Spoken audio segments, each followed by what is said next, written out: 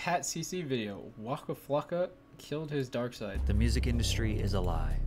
Waka Flocka recognized this early on, and after the day he got shot, he came up with a plan to escape and change his life for the better.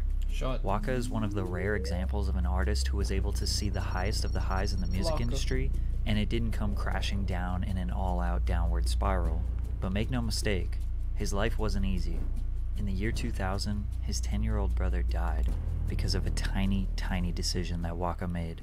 Raleigh Malfers was the younger brother of Waka, whose real name is Joaquin. Their mother, Deborah Antony, forbade them from leaving the house after school until she got home from work. But one dark day in Riverdale, Georgia, Raleigh promised a friend he would help him with some homework. Waka encouraged Raleigh to sneak out and said he would cover for him if their mother came home. Raleigh left and was hit by a drunk driver. It was their neighbor, who ran over Raleigh's head. To make matters worse, the neighbor was found not guilty of his crimes. Losing his brother in this manner had a detrimental effect on him. For the next 10 years of his life, Waka wasn't even sure who he really was. I don't know who I was from 8th grade to being, I'm talking about from 14 to 26. Luckily for Waka, he had an amazing mother who not 12 only years. worked numerous jobs to support him and his brothers, but would soon network with the right people and change the trajectory of both of their lives forever. Deborah landed a position with the Georgia Department of Family and Children's Services. It was here where she began to mingle with local artists such as Ludacris, who would come visit the kids at the shelter as a way to give back to the community. I started working at Fulton County and my whole life was just different. And then here I meet Ludacris. Wow. I met Ludacris. But at that time, Ludacris was not Ludacris. He was Chris Lover Lover. Yeah, so it was Chris Lover Lover and Chris Poon Lover Dad. Lover. And they used to bring all the artists that are here Lover. to the shelter for the children. Before any artist got big, they would bring them there at the station. But Deborah was no stranger to the music industry. Her brother Bimmy Atney was an A&R at Def Jam, close friends with LL Cool J, and worked on projects with Mariah Carey and 50 Cent, a true OG in the New York hip-hop scene, a scene Waka's mom never planned on being involved in. In 2005, Deborah received a call asking if she could help a local rapper getting out of jail to get set up with some community service. The rapper they were referring to was Gucci Mane. Breaking onto the scene in 2005 with his single Icy, Gucci was a bubbling artist in Atlanta, but at the time he was far from a mainstream success. After connecting with Gucci for his required community service, Deborah saw the musical potential and decided to help out his career. She had the knowledge, the family connections, and most importantly, a spare room for Gucci to crash in rent-free. Not long after moving in with Waka and his brothers, Waka and Gucci would become very close. Their friendship would grow even stronger over the next year, with Gucci officially signing to Deborah's newly established management company, Mize Entertainment, in 2007, a company that would help launch the careers of artists like French Montana and Nicki Minaj just years later. Waka looked at Gucci as a brother, and he wanted to help out with Gucci's rap career any way he could. So I started from right there. I said, you know what I'm gonna be? I'm gonna be your assistant, bro. Right. I'm gonna be your security. I never knew these titles, but this is what I was doing. Hey, bro, you can't even pick a bag up. You're a star. Unfortunately, Gucci couldn't help getting in trouble with the law and was constantly in and out of prison, completely stunting the growth of his rap career and leaving Waka uncertain about his future. Not wanting his family to fail, Waka decided to take matters into his own hands and get in the studio. Even though Gucci Mane straight up told him to his face he shouldn't be a rapper and that he was better off as a goon, Waka didn't care. He had a mission to make it big. I'm also on a mission to tell you about today's sponsor, Casetify. Casetify is the world's most popular tech accessory brand, known for their protective phone cases and numerous collaborations. Casetify's EcoShock technology, which is embedded in the Impact series cases, provides... had such a clean switchover, I didn't realize it was even a switchover. Holy schmoly. Wait, but Gucci Mane said he shouldn't even try. That's crazy. More to choose from. Go to casetify.com/PatrickCC to get 15% off your order. Thanks, Casetify. On January 14th, 2009, Waka released his debut mixtape titled Salute Me or Shoot Me. 23 songs of aggressive, in-your-face trap music featuring the likes of Soulja Boy, his older brother Huda Kid, and a verse from Gucci himself. Managed by his mother, he would also join Gucci's first independent label called So Icy Entertainment. Releasing numerous mixtapes in 2009, his buzz was growing quickly, but his true breakthrough would come the following year with his debut studio album, Flockavelli. This album had hit songs like Oh Let's Do It, which peaked at number 62 on the Billboard Hot 100, and No Hands featuring Wale, which peaked at number 13. An absolute smash success for a rapper who was only in the game for just over a year. Flockavelli is an album that many people point to for inspiring a large part of the mainstream trap sound, but before Waka could really enjoy this newfound fame and money, he was hit with a reality check like none other. Rapper Waka Flocka Flame shot, robbed. On the afternoon of January 19th, 2010, the 23-year-old rapper was shot and robbed at a bubble bath car wash in Atlanta. Similar to many of the tragic killings we've seen in the rap game, the robber targeted Waka for his jewelry. Fortunately for Waka, though, he made it out of this robbery. Is that Gumby and Dragon Tales? Or who is that? I think that's Gumby, but who the fuck is that? The robber targeted Waka. Jesus, that thing's gargantuan. What the for his jewelry. Fortunately for Waka, though, he made it out of this robbery alive. With only one gunshot wound to the arm, that day would end up being a major turning point for him, sparking him to reflect and question this so-called glamorous rapper lifestyle. Like, I feel like that was a lesson from God. You know what I mean? Because at the time, I was just like the most evilest person on the planet. Like, my mind was just devious, you know what I'm saying? I was just promoting all the crazies in life. And I felt like God had to stop me because I had a whole year and a half of my life just in fast forward, you know what I'm saying? Like, right. So at that point in my life, I was slowed down. I realized who I am, what I was, and what I'm doing. You know, when I got shot, my leader ain't called me. He ain't called me and said, yo, you okay? You know what I'm saying? That was Warner Brother. Guess what this man said? Yo, can you record? Record? That day before I got shot, I never in my life trust labels. Because you money to it. Right. You ain't no artist. Damn, that's cold. Straight just asking, yo, when's the next track, man? Like, you got a shot and all, but like, come on, man.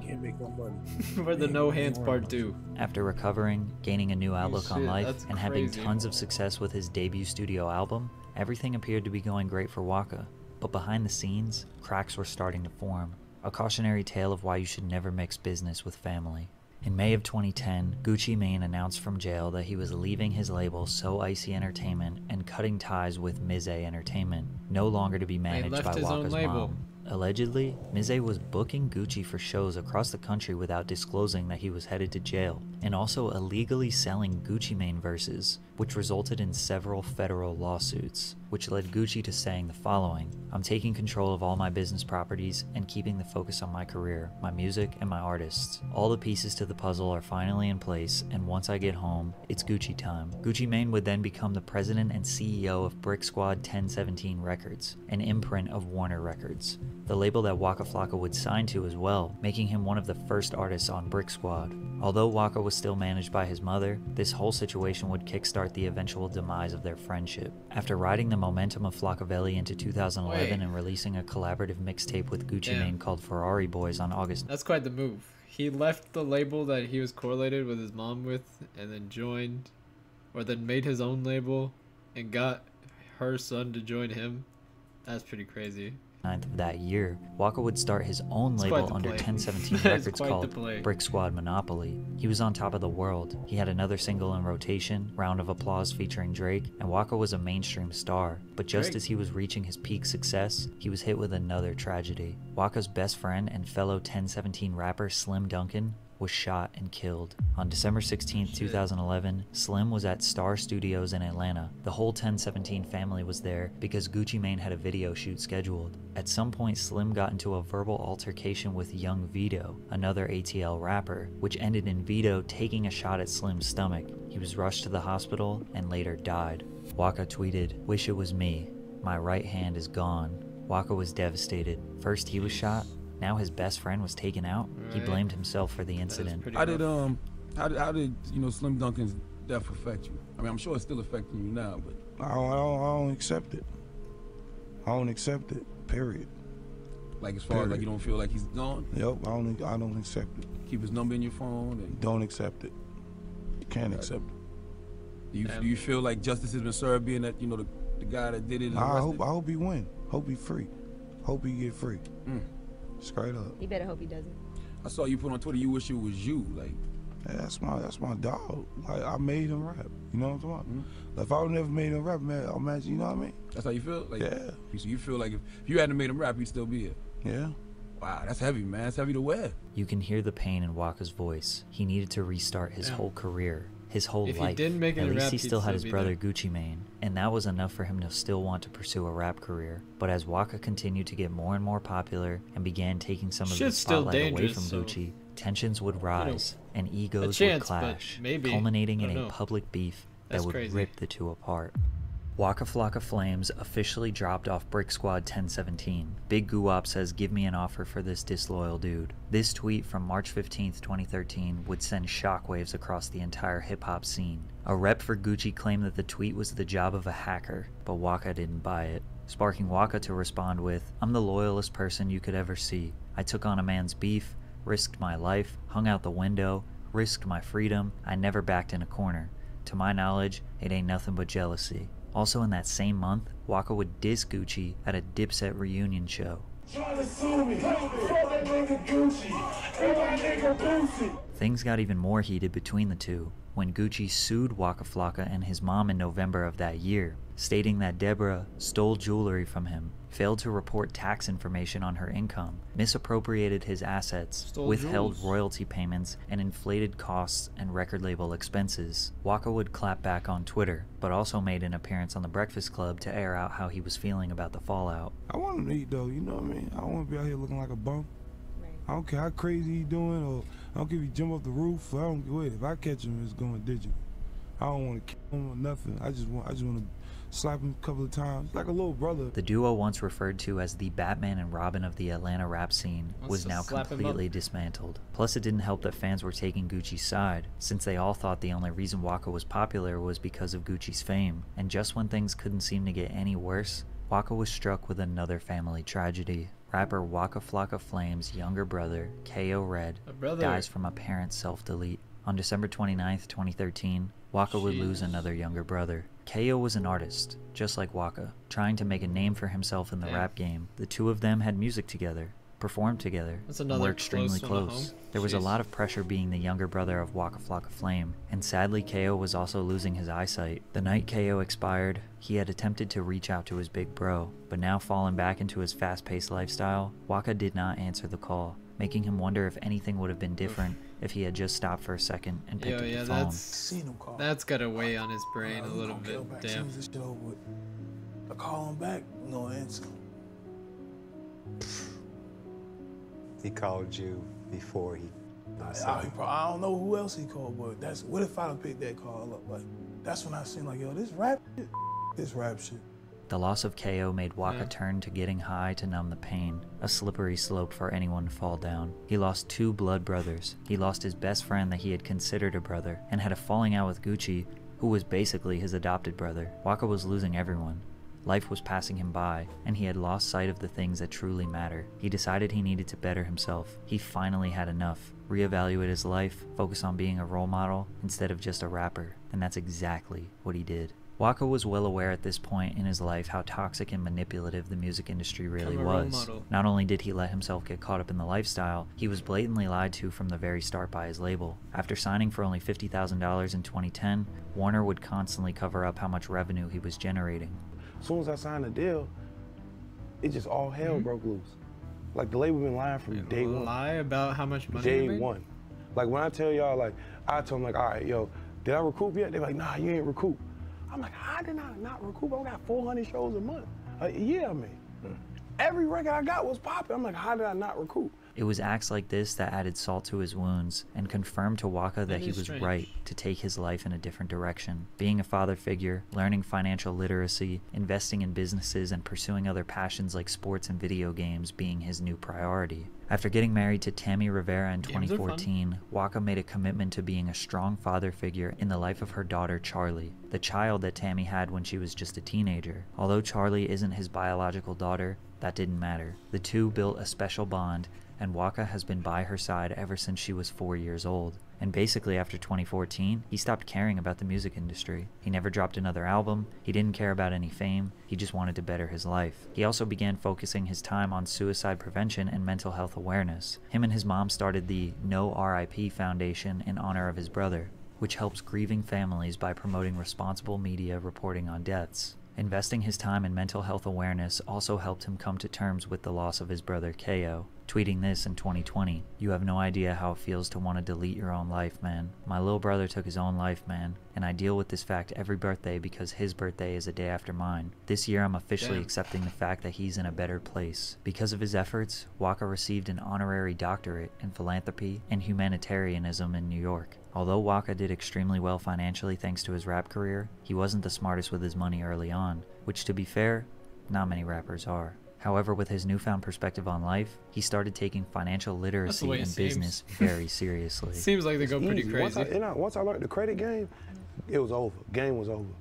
When I know I had all the millions and I didn't even have a credit card, the dumbest. I was like the dumbest person ever. I used to just spend money on everything. Man, please. Yeah. Please. I'm going to open up an insurance, put $2-3 million in my insurance, and borrow from that and put it back in. Get your credit right. Clean your credit up.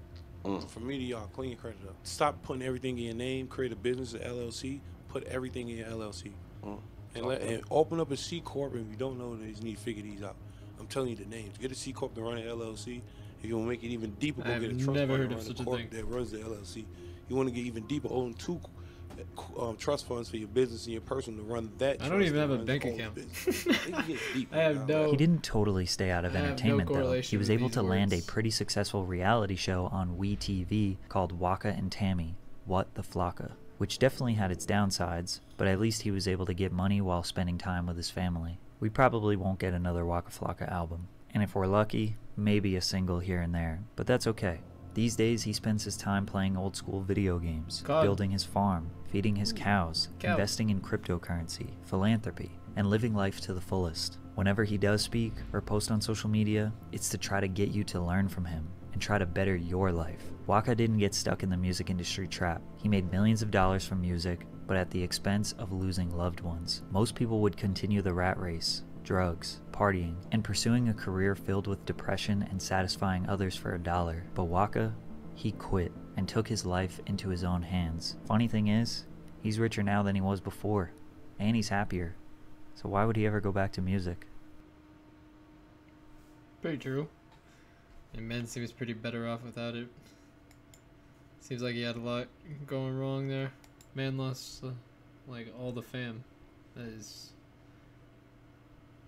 a downer, man. That is mega downer.